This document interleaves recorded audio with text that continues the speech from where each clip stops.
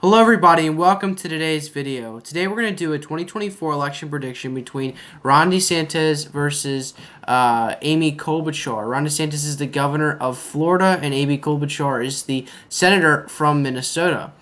Two, I guess, very well recognized names in their states and in the regions that they reside in, where they represent and govern. So let's just jump into today's video and prediction. So let's go. For both the safe states for Amy Klobuchar and Ron DeSantis, we're going to start for Ron DeSantis, and that includes Alaska, Oklahoma, Kansas, Nebraska at large, 1st and 3rd District, South Dakota, North Dakota, Montana, Idaho, Wyoming, Utah.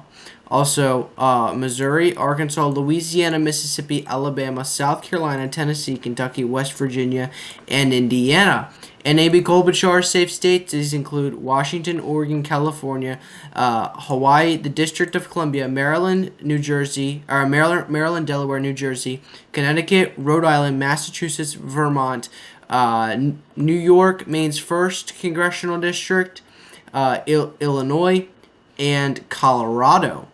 Now, moving on to Ron DeSantis' likely states, we have the state of Texas. Now, back in 2020, Texas went to Donald Trump with 5.6%, and just 4 years earlier, it went to him with 9%. So, as we can see in the more rural areas, we can see very heavily come out for Ron DeSantis and Donald Trump. I mean, you can see a lot of counties did shift very hard to the right and also very hard to the left. As you can see, a lot more, I would say, a lot more, I guess, high turnout came in 2020 than we did see in previous elections. But yes, Texas is going to stay in the Ron DeSantis column with around 7 points. He'll improve on Donald Trump's margins of Texas back in 2020. So the next state we'll be talking about is going to be the state of Florida, Ron DeSantis' home state, and this actually should be a safe state. I'm sorry I did not categorize that. This state will be over 11 points. It'll probably be 11.2% margin. It'll be a very high margin for him. As we can see, back in 2020, it went to Donald Trump with 3.4%. To Joe Biden's end back in 2020. In 2016, it went to Donald Trump against Hillary Clinton with 1.2%. So this state is going to go for Ron DeSantis, being he won in 2022 in the 2022 midterm elections by over 19 points. It's going to go to him with a safe margin of around 11.2 to 11.5% margin. The next likely state we will go to is the state of Iowa. Now, being that it neighbors Minnesota, more of that moderate base is probably going to turn out to both the Republicans and Democrats, but Amy Klobuchar, being that she's from Minnesota, bordering Iowa, she's probably going to help herself in Iowa and have more of a Rust Belt appeal in Wisconsin and Michigan. So Iowa and Ohio are both likely states, like we saw in 2016 and in 2020. Donald Trump won Iowa with 8.2. Donald Trump won Ohio with 8 points, and in 2016, Donald Trump won Iowa with 9.4, very, very high margin, and Ohio with 8.1 in 2016. So not much of a difference between the 4 years. With Iowa, it's around a point, and with Ohio, it's around 0.1% difference. So the next state we're going to categorize is actually going to be Maine's 2nd Congressional District. We'll go likely for Ron DeSantis. But yeah, Amy Klobuchar, she's going to do good in the more traditional liberal states, but Maine's 2nd Congressional District is a pretty Republican stronghold, and that's going to go to Ron DeSantis with a very favorable margin of 9 to 10 points. So what are Amy Klobuchar's likely states? Well, these include Minnesota, obviously. This is going to go to her with over 10 points. Going to be it might be 10.7 to 10.9. It's going to be just shy of a safe margin. Honestly, she could get this as a safe margin in the state of Minnesota. It could be it very likely could be a safe margin, but as of right now, I'm going to put it as a likely margin. As we saw, Donald Trump lost the state to Joe Biden with 7.1% in 2020, and in just 2016, it went to Hillary Clinton with 1.5. He almost flipped it in 2016, but it was just just too short, 1.5% short of flipping Minnesota. So the next state is going to be Virginia. It's going to be, I'm going to say around the same, maybe 10.5.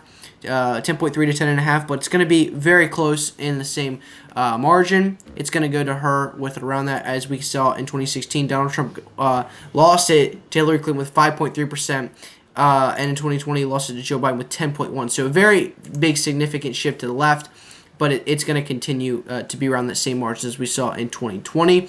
The state of New Hampshire is going to go to Amy Klobuchar with a likely margin as well. As we can see, it went to Joe Biden with 7.4%, and just in 2016, it went to Hillary Clinton with 0.37%. Donald Trump almost flipped it.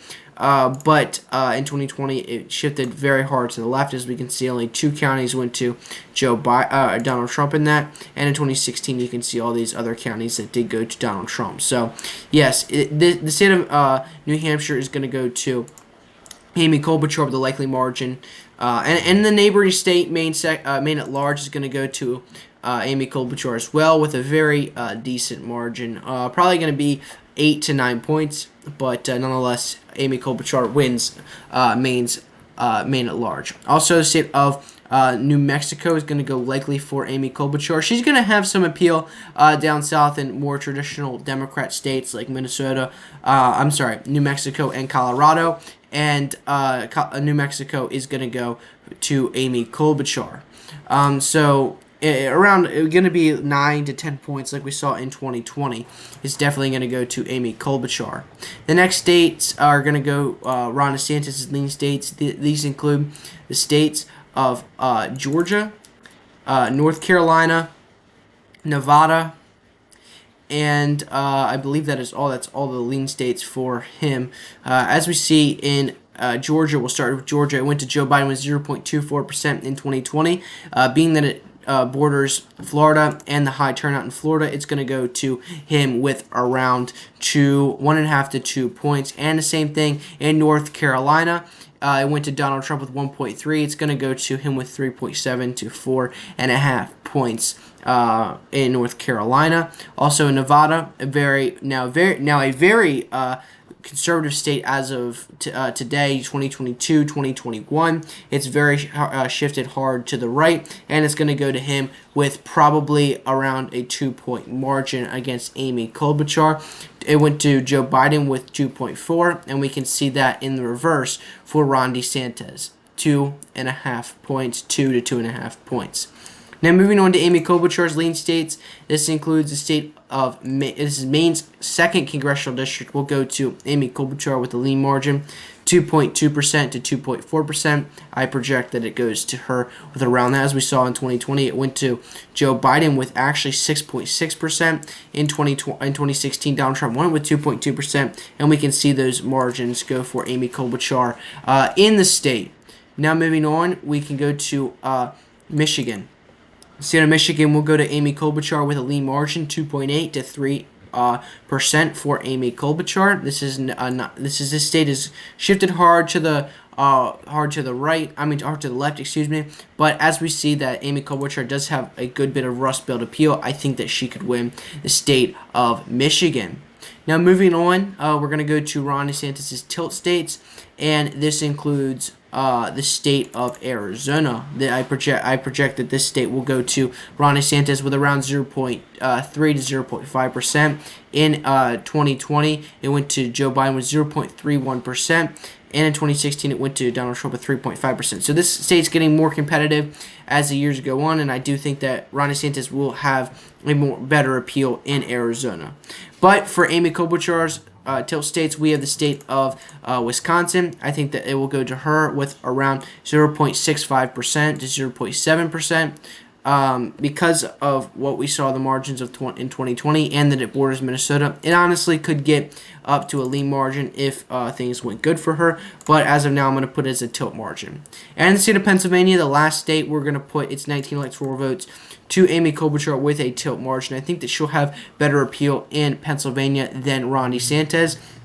I think that the more urban and suburb areas are going to come out for Amy Klobuchar, being that she presents herself as more of a moderate type of Democrat, which we all know she's not, but she's more of a progressive Democrat, but she presents her campaign herself to be more of this moderate Democrat, so she could win in a competitive state like Minnesota, and she does very well. She does it very well, and I think that Pennsylvania is moving to this section where they kind of like these more moderate to progressive Democrats. They're kind of straying away from the more independent base and more conservative leaning base, and they're kind of falling for this more democratic movement. As we saw in Allegheny County, Pennsylvania in 2020, it went to Joe Biden with 20.4%, and in 2016 it went to Hillary Clinton with 16.6%. So it's shifted very hard. But we see Erie County went to Trump with 1.6% in 2016, and it went to Joe Biden with 1.1%. So these many key counties that Republicans need to win. Donald Trump has to win Northampton County, Pennsylvania, to win, and many other ones. So Bucks County, Pennsylvania was very close in 2016, but it didn't happen. So it shifted very hard to the left in 2020, and I think that Amy Klobuchar can do those Joe Biden margins. So here's the map. 268 for Ron DeSantis. Amy Klobuchar wins with 270 electoral votes. A very, very close election. Very big nail-biter. I mean, you could argue with many of these states. You could say Nevada could go to Amy Klobuchar. Arizona could go. Or we could have Wisconsin goes to Ron DeSantis. Pennsylvania goes to Ron DeSantis. And we see a Ron DeSantis win, as we can see here. But as of right now, I'm going to put it as a Amy Klobuchar win. 270 electoral votes for Amy Klobuchar, and Ron DeSantis 268. So with that being said, thank you all for watching. I hope you guys enjoyed today's video. If you guys did, make sure you hit that like button and subscribe if you want to see more. Make sure you turn on the bell notification so you don't miss a single video when I post it or when it comes out. And with all that being said, thank you, God bless you, and God bless America.